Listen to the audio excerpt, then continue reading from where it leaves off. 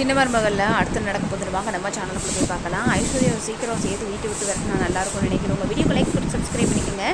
நம்மளோட சேது வந்துட்டு அவரோட குழந்தைய ரொம்ப சின்சியராக பார்த்துக்கிறாரு. இதெல்லாம் பார்க்குற நம்மளோட ஈஸ்வரி நம்மளோட ஐஷுவுக்கு ரொம்ப காண்டா இருக்குது. ஐஷு வந்துட்டு நம்ம சந்தோஷமாக வாழலான்னு சேது மாமா கல்யாணம் பண்ணால், ஆனால் எப்போ பார்த்தாலும் அவர் குழந்தையோட தான் இருக்கார். நம்ம வாழ்க்கை அவ்வளோதான் போச்சு போல அப்படின்ற மாதிரி நம்ம ஐஸ்வர்யா யோசிக்க ஆரம்பிக்கிறாங்க.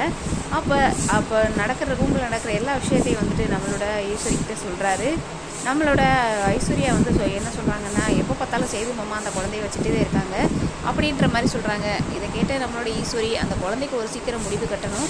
அந்த குழந்தைய இந்த வீட்டை விட்டு எப்படியாவது அந்த தமிழ் செல்வி மாதிரி விரட்டி அடித்தா தான் இவங்க கூட செய்து வாழ்வா அப்படின்ற மாதிரி வந்துட்டு ஐடியா பண்ணி கொடுக்குறாங்க நம்மளோட ஈஸ்வரி.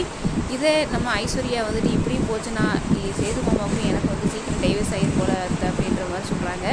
அப்போ இதுக்கு ஒரு முடிவு கட்டுறேன் அப்படின்ற மாதிரி அந்த குழந்தைய எப்படி செய்து விட்டு பிரிக்கலாம் அப்படின்ற மாதிரி யோசிக்க போகிறாங்க நம்ம ஈஸ்வரி.